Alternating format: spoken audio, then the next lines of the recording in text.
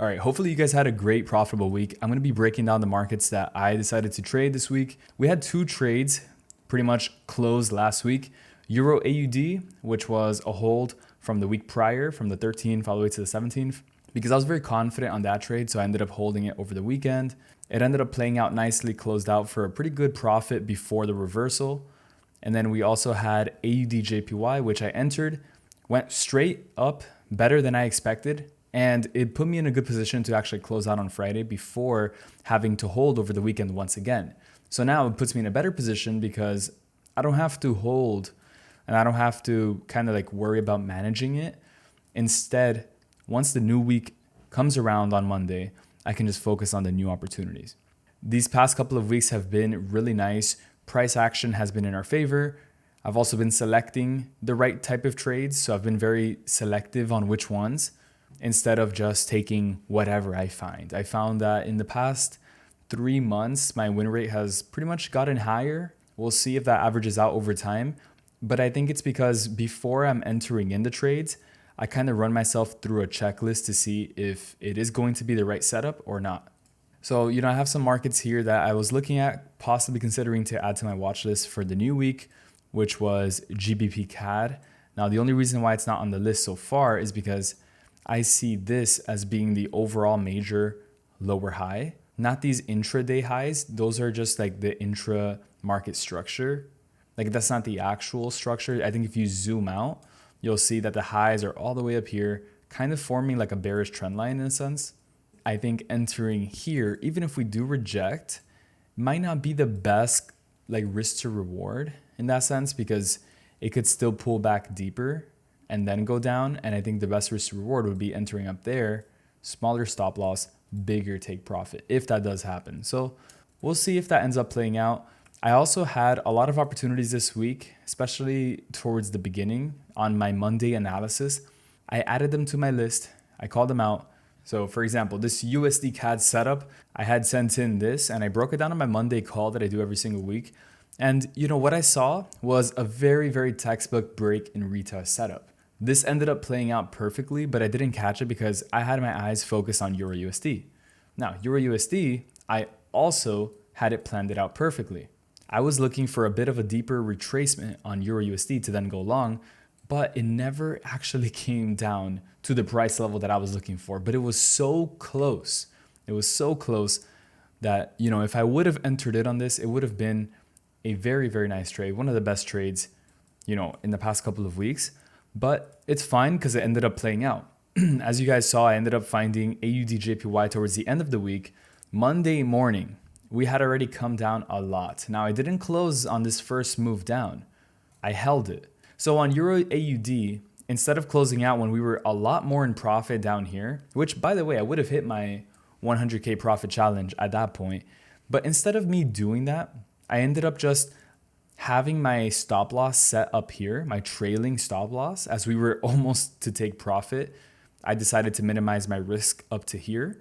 And that's actually the level that got hit. So I ended up closing out at 63100 all the way up here, which means I did leave a lot of profit on the table. And that does make this trade a 1-to-1 risk to reward ratio, or slightly above a 1-to-1. It is what it is. It was still a great setup. We still made profit on it, and it was still technically a winning trade, but not nearly as much as I would have wanted it to. So later in the week, I found this setup on AUD JPY. Like I said, it played out better than I expected because I took it on Thursday. I kind of expected that I was going to have to hold over the weekend. But here's the reason why I thought this was a good trade to take. It's because I saw that we started to form a bullish structure ever since that big Japanese yen move. I was initially looking for a sell to continue, but then I realized, oh wait, this market is actually going to mirror and completely kind of like reverse the move from news.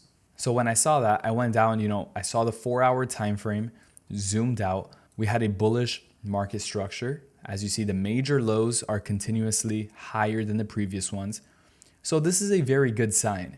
But even more specifically, what I saw was around this area of support, 112.500, we had a massive rejection and we got a big rejection wick to the bottom, which shows that obviously sellers were unable to take price lower and most likely we're going to go higher, which is why I actually ended up taking a higher entry on this trade, even though I usually wouldn't enter that high. Ideally, I would have gotten in down here, had my stop loss, and had a bigger take profit, which you would have seen a 1 to 2.7, a 1 to 3 risk to reward, but instead I got a 1 to 2.2. That's because I kind of chased this market, which is fine because I was very confident on the structure itself. That's the main key point there. And I was also very attentive to this trade. So if it would have started to kind of like go down and not respect, I would have considered possibly exiting, or if we would have gotten some 4-hour candles closing below this EMA, maybe I could have closed out. Once again, trade management becomes difficult the higher you enter. So for me, it would have been difficult to manage this trade, but I was still actively watching it, every couple of hours to see if we were still on track. But thankfully, my analysis did play out. If this would have been a loss, I definitely would have been here talking about the mistake of entering so high. So I understand that there was a high risk in entering all the way up there versus entering at this support. Because if you can enter at this support, now all of a sudden, you have the second that you break below support, you can manage the trade. And the second that you get a bounce, you can go break even or close to break even and reduce the risk. But because I'm entering higher, I actually have less flexibility. So that's a good learning point. Although in this circumstance, it played out beautifully because I think overall the direction was so strong that the perfect entry wasn't even necessary. So yeah, Euro AUD, we closed out at a 1-to-1. Here we closed out not even at my full take profit, but it's fine. I didn't need to hit my full take profit because I entered on Thursday, closed on Friday. It's better than expected. It's faster than expected. Sometimes when that happens, when you get a no BS move like this, where price just goes straight in a direction, sometimes you just got to take the profit, like it's fine. But yeah, guys, it's Saturday right now. I'm chilling this weekend. I'm not really doing anything. I'm getting ready to go out right now to eat some type of like lunch. And, I'm pretty much chilling right now. Just been taking the free time over the weekends to kind of disconnect a bit from the charts recently. I used to backtest a lot on the weekends. Nowadays, honestly, I don't find it to be too necessary. I would say so far, this was a very nice success. I do want to keep doing these videos. I don't want to stop making these videos just because we hit the 100K challenge. Because the thing is, we hit it very soon. And the thing is that I was already increasing my risk to 7,500, which means if I make a 1 to 2 risk to reward, that's 15,000. I think that's partially like the reason why I do want to keep going, just to show you guys a little bit more about like how the profitability looks, not just a lucky streak that I got. But I'm going to be mostly focusing on these YouTube videos. I know I was making some videos on Instagram as well. Those were really cool.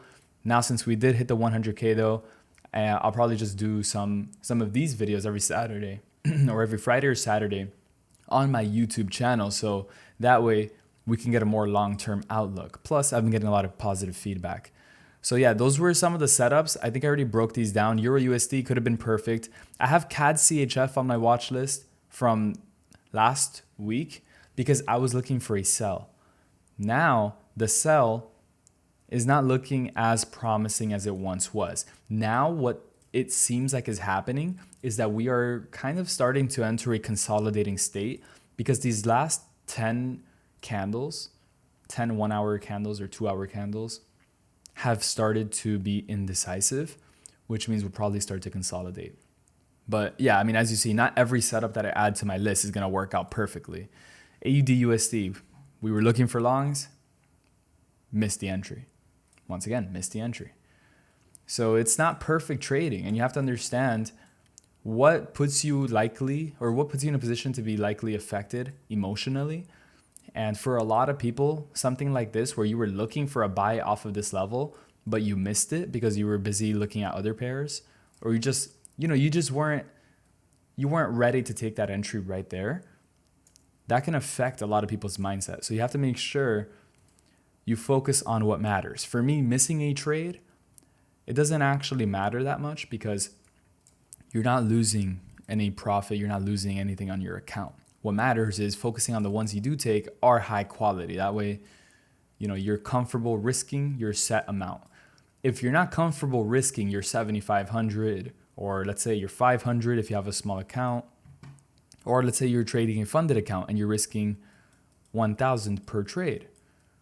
If you're not comfortable with risking that, if you're not comfortable seeing that amount be in drawdown and ultimately hit your stop loss, then what you're going to do is you're going to manage the trade preemptively, therefore ruining your edge and ruining the profitability of your strategy. So let your trades play out and find a risk amount that you actually feel comfortable with. But yeah, guys, that was my trading week.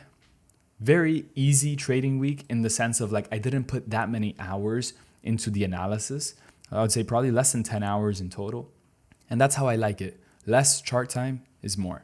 So yeah, I'll be seeing you in the next one. This journey has been a lot of fun to hit that 100K challenge or to hit that 100K profit using such a small risk at the beginning and only scaling up once I had profit to work with. So I want to continue to do these videos. So expect the next week to come out on Saturday. I'll see you.